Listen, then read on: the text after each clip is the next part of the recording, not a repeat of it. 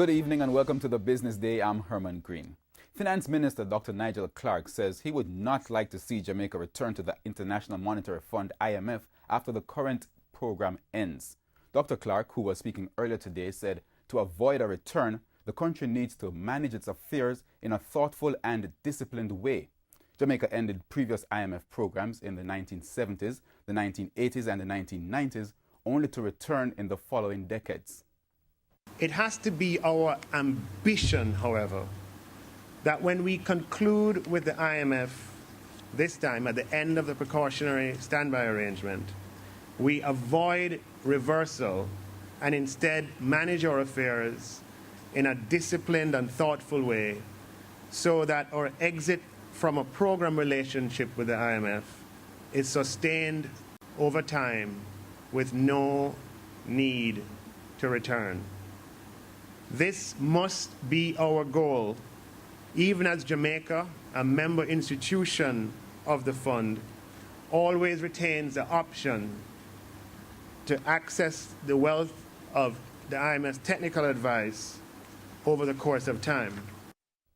Dr. Clark said the government will pursue programs and policies aimed at achieving economic independence, the expansion of economic opportunity for all, and the protection of vulnerable groups.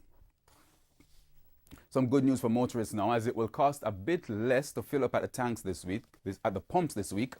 That as Petrojam announced a 38-cent reduction in the price of gasoline.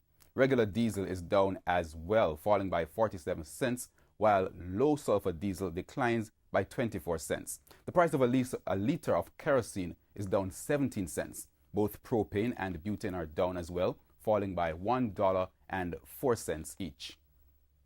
The price of oil marked its highest finished on Wednesday since late 2014, as rising tension in the Middle East continued to feed concerns over potential supply disruptions in the region.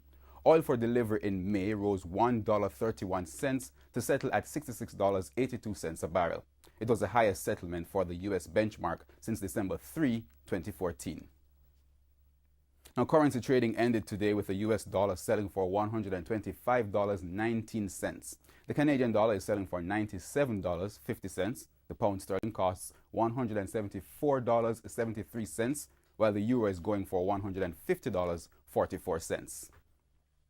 The JSE index closed up more than 1,837 points on Wednesday, while the junior market index gained 2 points. Stocks posting gains included 1834 Investments, Berger Paints, Carreras, Elite Diagnostics, ISP Finance, Jetcon, Lasca Distributors, Sagicor Group, and Wisynco Group. Among the losers were Caribbean Producers, Grace Kennedy, Jamaica Stock Exchange, Lasca Financial, NCB Financial Group, Pulse Investments, and VM Investments. And that's the Business Day. I'm Herman Green. Good evening.